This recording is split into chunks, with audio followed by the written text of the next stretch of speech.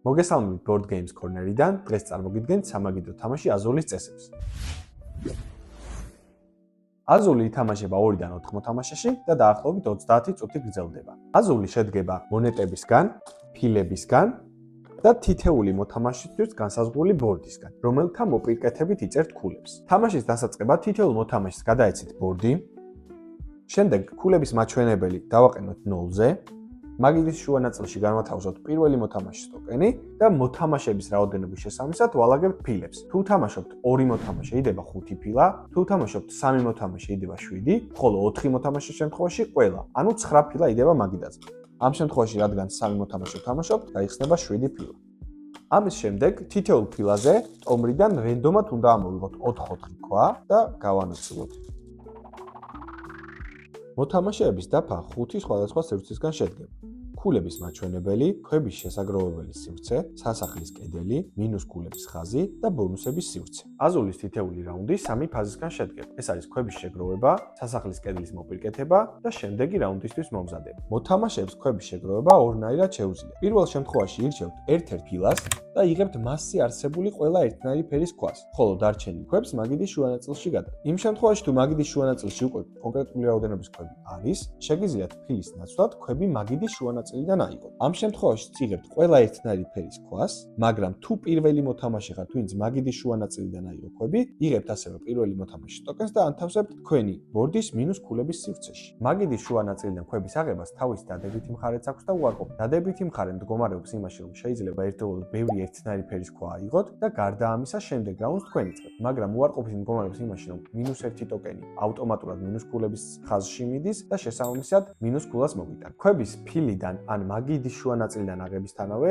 ვალდებული ხართ ისინი თქვენი ბორდის შესაგროვებელ სივრცეში განათავსოთ. ამ სივრცეში 5 სხვადასხვა ხაზია: პირველი, მეორე, მესამე, მეოთხე და მეხუთე. ამ ხაზებში შესაბამისი რაოდენობის ქვები ეტევა. პირველში 1, მეორეში 2, მესამეში 3 და ასე შემდეგ. ერთდროულად აღებული ქვები აუცილებლად მხოლოდ ერთ ხაზში უნდა განათავსოთ. არ შეიძლება მათი სხვადასხვა ხაზში გადანაწილება. ასევე დაუშვებელია ერთ ხაზში მოათავსოთ სხვადასხვა ფერის ქვები და არ შეიძლება ქვის ისეთ ადგილში განთავსება, სადაც მისი ფერი უკვე შეყვანილია.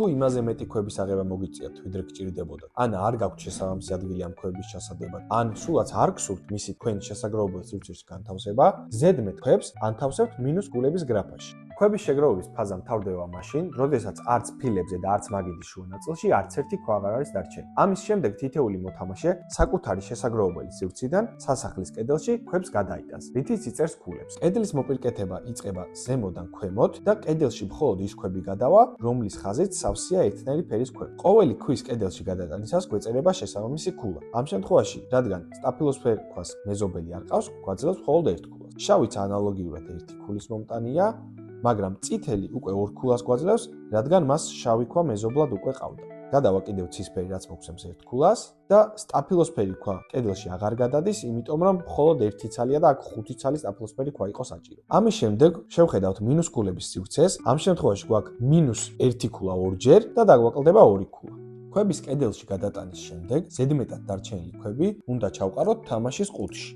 ეს ქვები მხოლოდ იმ შემთხვევაში დაბრუნდება თამაში, როდესაც ტომარაში არსებული ქვები სრულად ამოიწურა. პირველი მოთამაშეს ქვის მფლობელი ამას დააბრუნებს მაგიდის შუა ნაწილში და შემდეგ რაუნდს იწყებს ის. აზულში ქულების დაწერის სისტემა უფრო დეტალურად რომ გავიაროთ, გავაკეთოთ ერთი საცდელი რაუნდი. მოცემულმა მოთამაშემ შეძლო 5-ვე ხაზის შევსება, შესაბამისად ამ რაუნდში კედელში გადაიტანს 5 ქვას. როგორც უკვე აღვნიშნეთ, შევსება იწყება ზემოდან, პირველი შევა წითელი ქვა. თუ ქვას ჰორიზონტალზე და ვერტიკალზე მეზობელი არ ყავს, გვაძლევს მხოლოდ 1 ქულას. ამის შემდეგ უკვე შეგვყავს ყვითელი ქვა, რომელსაც ვერტიკალზე უკვე მეზობელი ყავს და შესაბამისად გვაძლევს 2 ქულას. ლურჯი ქვის შემთხვევაში გვეწერება 6 ქულა, იმიტომ რომ მას ვერტიკალზე აქვს 4 კავშირი, ხოლო ჰორიზონტალზე 2. შესაბამისად გვეწერება მათი ჯამი, ანუ 6 ქულა. შემდეგ უკვე შედის ყვითელი ქვა, რომელსაც ჰორიზონტალზე და ვერტიკალზე კავშირი არ აქვს და გვაძლევს მხოლოდ 1 ქულას და ამის შემდეგ გვაქვს წითელი ქვა, რომელსაც ასევე მეზობელი არ ყავს და გვეწერება 1. შემდეგი ნაბიჯი იქნება მინუს ქულების გამოკლება. ამ შემთხვევაში საკმაოდ ბევრი ქვის ჩადება მოგვიწია მინუს ქულების ხაზში და დაგვაკლდება -1, -1, -2 და -2, ანუ ჯამში -6 ქულა.